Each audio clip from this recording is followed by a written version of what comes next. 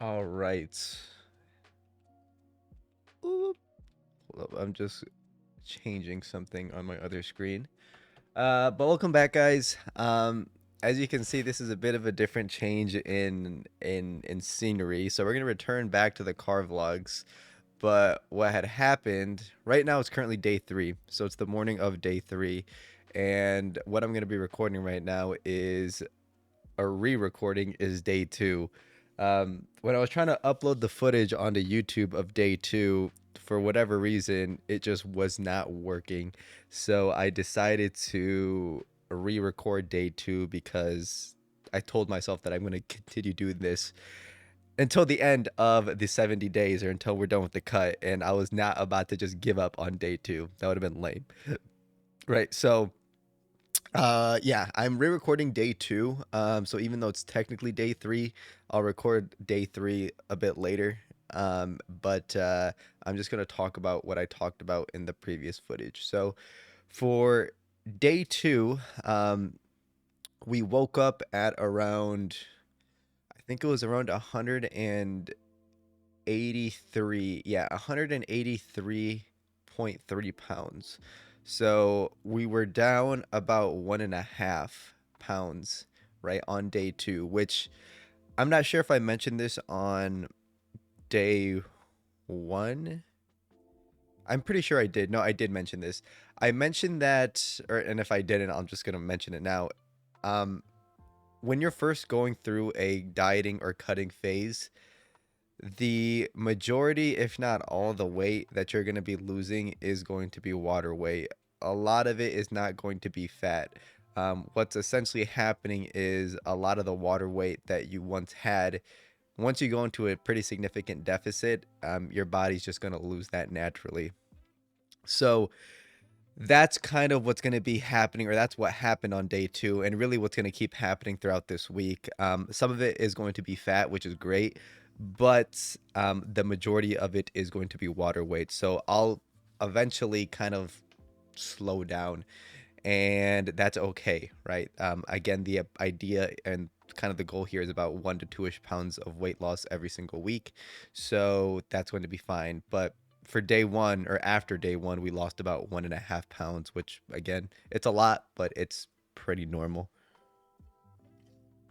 So that was one of the things in the morning. I'm still feeling fine. I'm not feeling any of the effects of the cut, and quite honestly, I won't probably feel anything until much later on, um, just based on how it went last time.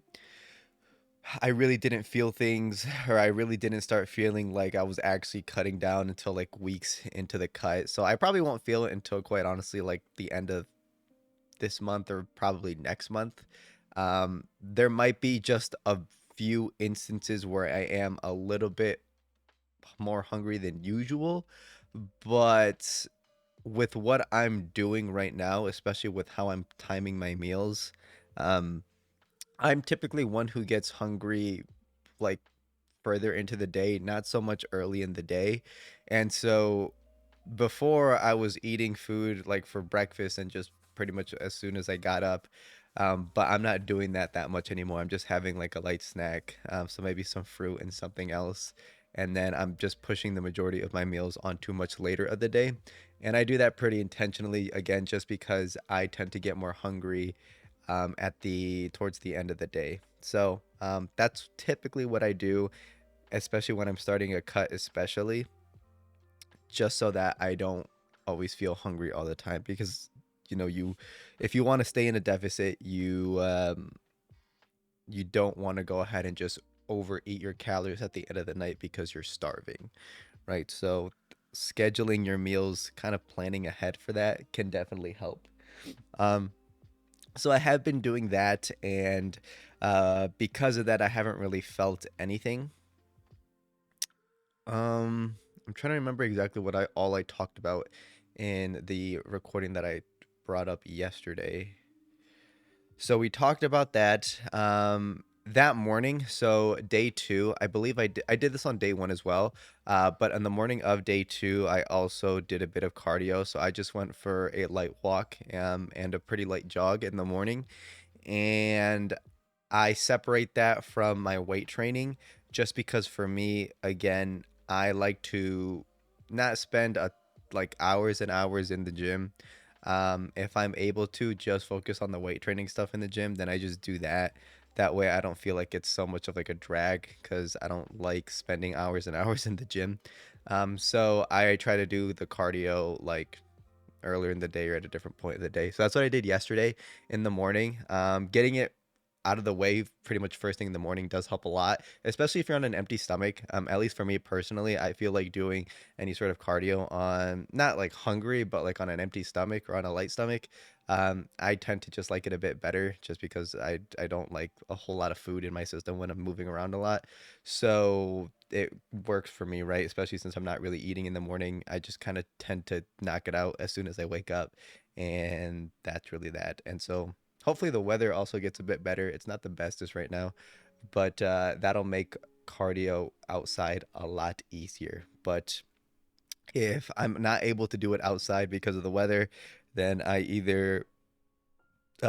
have some equipment here at home, or like a treadmill, or I might just drive to the gym and do a little bit of cardio in the morning. Um, might sound like a bit of a burden or a drag to be like, or to go to the gym like twice in the day, but that's kind of what I have to do if I want to hit this goal, right? So, and I'm pretty set on accomplishing this goal, especially with the time that I have. So, I'm going to do everything in my best ability to get there. And the drive to the gym isn't that long anyway. So, again, this is only temporary, and I keep telling myself that. So, it's a lot easier for me to make it happen. But that's if, again, I can't do anything outside, and I don't want to use the equipment that I have here at home. So, that was the morning of fast forwarding, and I talked about a topic yesterday right before I entered the gym. Um the topic in itself was, oh, it was protein intake. On day 1, I kind of, because you don't really need to think about it, especially when you're bulking, or at least not think about it too much if you have a pretty varied diet. Your protein intake when you're gaining weight or even maintaining, if you have a pretty well balanced diet, chances are your protein intake is probably going to be pretty high. Again, assuming you're not eating a bunch of trash. So, like, and also, I guess, depending on the diet that you do have. But for me, and like I've talked about in my previous videos, I like to have a bit of a variety in foods that I have. And so, because of that, my protein is just kind of naturally where it needs to be. I try to shoot for 1 gram per pound. So if like at the start of this bulk, I'm hovering around 180, 185, then I try to shoot for that amount of protein in grams. And it doesn't have to be perfect. I don't stress about it like around or in the gram exactly, but I try to get it around that time or around that point, and that's pretty much good enough for me. So that was when I was like kind of going through that bulking phase, or even when you're maintaining. But now that I'm dropping the calories significantly, like I said in the previous video, it's about like 500 to 1,000 if I can. Um, this is something that I do have to plan out a lot more frequently, because just because you don't have as many calories coming in your system, naturally all of the macronutrients that you're getting, they're going to be lower. So not just protein, but also carbs and fats, right? And again, like I said, carbs and fats, I really don't track those. I just kind of let them go where they need to be, just naturally with whatever I eat. The only thing I really care about is protein and calories. So again, because of that, because my calories are so low, I do have to try to choose higher protein options. And I have to make, I can't, I have to make smarter choices. I can't really have like, I don't know. I mean, I could, but it's just going to make it harder for me. But I can't really just have like a big ass muffin and that just have like all carbs and fats and no protein whatsoever. Like that'll just make my deficit harder, and it'll make my ability to get enough protein in a lot harder. So I don't eat foods like that. So I don't do that. So because of that, again, I have to plan ahead. And That's one of the struggles that I feel like I've heard time and time again is a lot of people are saying, well, I need to get into more protein. Like, how do I do that? And if you recall in one of my previous videos, this is why I recommend to people, unless there's a specific reason as to why you need to do it, I really recommend people to just not follow one of those very like extreme diets like well, I guess the carnivore diet is giving you a lot of protein, but like the carnivore diet, uh if there's a very specific reason as to why you're not eating certain groups of foods, or if there's not a specific reason as to why if you're eliminating a group of foods for a reason that isn't like health related, don't do that. Because what can happen is you're really, really stripping yourself away from foods that are probably going to be higher in protein, and it's just going to make your life a lot harder in the long run. So try to stay away from that if you can. Having a well balanced diet is your best way to go. Having a variety of fruits, vegetables, meats, dairy, like all that, it's all good stuff. So because of that, I really again recommend people to stick to a pretty well-rounded diet, and it just makes your life a lot easier. But again, in an instance like me, if you're finding that you're having trouble getting in enough protein because either you're trying to cut weight or whatever other reason, you might want to look into substituting some of the ingredients for alternative versions. That is something that when I not figured it out, but when I kind of discovered that, it made that whole process of getting in more protein so much easier. Instead of just being like, I have to just scarf down a bunch of Greek yogurt, and say for instance, I hate Greek yogurt. I hate Greek yogurt, so it's gonna make my life so much harder. And again, the whole idea behind cutting and dieting and all these tips that I give is to make it as easy as possible, so it fits into your day to day pretty seamlessly. So if you can find healthy alternatives that are higher in protein, I'd say start with that in the foods that you're already eating. So an example is if you're one to typically eat breakfast every single day and you like to eat eggs every single day, instead of doing like, I don't know, like 4 eggs, maybe do like 2 eggs and then the rest fill it up with egg whites. That way you're stripping away some of the calories, but you're getting in a lot more protein, and it probably is going to taste pretty similar. And I say probably only because that's what I do, and to me it tastes the exact same. Um, if but Jesus, but on holy fuck, uh on that topic, or on that note, for me, like egg whites, I don't like eating just egg whites as is. I don't know why. I just don't like the flavor. I don't like the texture. I feel like it's too bland. And even when I put a lot of like different seasonings in it, I just really don't like it. I feel like I need to have whole eggs in there a little bit. So that's why I do something like that instead of just completely stripping out eggs. Another thing you can do is like um protein, or not protein, peanut butter. That's something else that I started doing a while back, and I still do to this day, where if you're someone who likes a lot of peanut butter or likes to eat peanut butter, and you're looking for a lower calorie version but that has high protein, you can try powdered peanut butter instead. And and a good tip if you're going to be doing that, something that I've done before, because some people might tell you to do peanut or powdered peanut butter with water to give it that like peanut butter-ish like consistency. That tastes kind of bland to me, I'm not gonna lie, so I don't do that.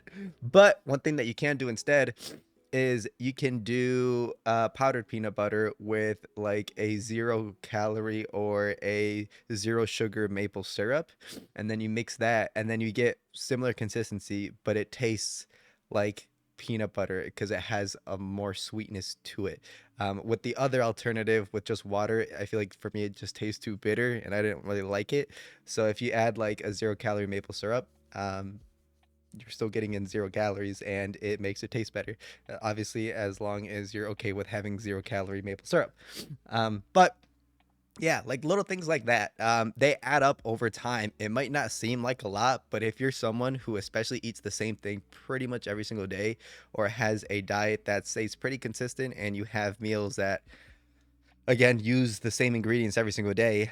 Try to make little switches like this because it won't even feel like you're cutting at that point. You making little switches like this will make it feel like you're still eating kind of the same thing, but you're just getting in more protein and lowering the calories.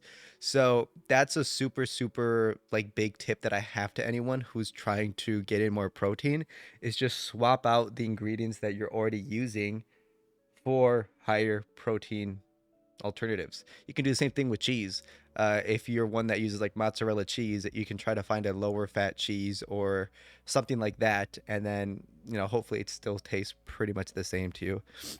But again, little switches like that go a long way, and nowadays especially there's a lot of lower calorie versions for things or higher protein versions of things. Not all of them taste great. I'm 100% I'm going to say that because some of them honestly taste like shit. But you have to kind of just experiment with it. Everyone has their own set of taste buds, so I can't really say that, oh, something is delicious because you might not like it, right? So, um, yeah, that's my biggest tip for getting more protein. Another thing that comes to mind, obviously, because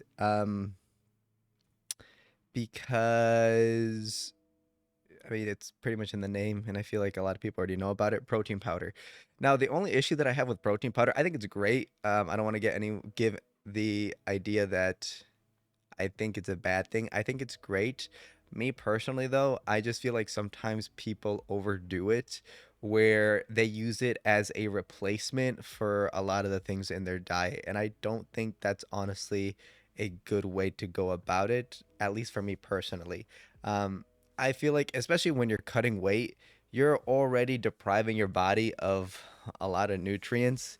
Um, and so because of that, I really have it I find it hard to recommend protein powder to everyone um, because of that. If you're using it pretty excessively, I feel like that can be not the bestest thing for you because, again, you're really depriving yourself of other things. And a lot of whole foods already come packed with protein. You just have to kind of take a little bit of effort to either make a recipe or make a dish about it. So, or make a dish out of it. So, um, that's my biggest thing is with protein powder. I definitely say use it more so of a tool rather than a replacement. It's great, don't get me wrong. That's why it's there, obviously, and it clearly works. It's not something that doesn't, and it doesn't have any negative effects on you. But again, I just feel like there's a little bit of a better way to go about getting in a lot of protein, and sometimes I feel like people overdo it with the protein powder. So, yeah, use protein powder as a tool. Try not to make it take like the majority of your meals. And also from a cost perspective, I guess depending on where you live and how much you're buying this protein powder, you using an excessive amount of protein powder could be a pretty big cost to some people. So that's something else that you have to consider, right? Is it going to be cost effective for you? So that's my biggest thing on protein powder is use it as a tool. It's there for a reason. It's great, but yeah, use it as a tool and not necessarily a replacement. At least that's kind of the approach that I would take if I were to recommend it to somebody. But yeah, that was the last thing that I wanted to say about protein and how to help you get more protein into your diet overall. And so the last part, and now thinking back on what I was going to talk about in that video, was I pretty much just, after I got done talking about the protein stuff, I went in and worked out, and then I was recording. I was recording some content on the way back home. And what I was talking about on the way back home was just how my lift went for that day. And um, I hit a pull day on day two. So I hit biceps and my back. So I did machine rows, bicep curls, lat pull downs, and a hammer curl variation that I do. And I did a little bit of cardio at the end. I didn't have to do too much more just because I already did a decent amount in the morning. So I didn't have to spend a ton of time in the gym. And that was that. So that's all I did for day two. And I didn't, I guess, in case anyone was curious, still feeling really good on day two, still able to lift really, really heavy. I'm pretty sure I didn't hit a PR, but I matched a PR on lat pull downs yesterday. I was able to do, I believe, 150 pounds for 8. Actually, it was a PR because I didn't do it with any straps. Typically, when I do my back days, my back movements, when I get to my heaviest set, I like to use straps just because I want to get rid of the risk of my kind of my forearm giving out before I'm able to go to like fully max or max potential. I know a lot of people might not agree with that. That's personally how I like to train back. If I'm training my back, I want to focus just on my back. So when I go on my heaviest set, I do like to use straps. I don't use straps for everything. I just use it when I feel like I absolutely need it. And so I was able to do lat pull downs 150 with no straps for 8 clean reps. Um, so that was really, really good. So I'm going to keep trying that style of training again. That's the big idea behind this cut, just so I don't lose any of the muscle that I have. Um, and yeah, so I'm still able to lift really heavy. Haven't felt the effects. Again, I probably won't feel them until much later on, deeper into the cut.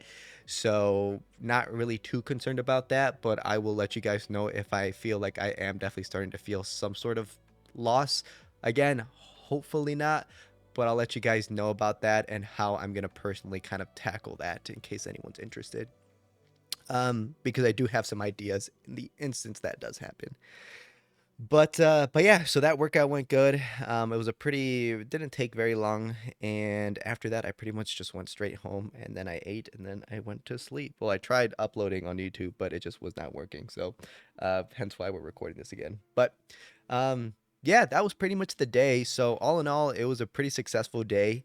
And what I'm going to be doing here in a bit is recording day 3, which is technically today, and I'll have that uploaded pretty much along the same schedule. How I'm uploading these, in case you're curious, is so the day that they are uploaded are on YouTube. It is so as an example, day 1, let's say hypothetically day 1 was uploaded today and you saw it today and it was first obviously released today. That was recorded the day before, right? So that's kind of the schedule that I'm keeping. I'm not uploading these the day that I record them. I upload them the next day. So they're kind of following that schedule. And that's kind of how it's going to keep happening. So again, we're still going to be following Monday through Friday and Saturday and Sunday. I think for now, I'm not going to do those. I'm still going to be following my training split, but I'm not going to do those just because I feel like that's just kind of a lot for me to try to do. Try to upload every single day for 70 days. I might, but I feel like I want to make this goal just a bit more realistic for myself. And the goal is to upload every single day for those 70 days, except on the weekends, just so I can give you guys some insight as to how things are going. So, yeah, that'll be that. And we'll go ahead and pick it up for the next episode. All right. Thanks, guys. Thanks for listening. I'll talk to you guys soon. Bye.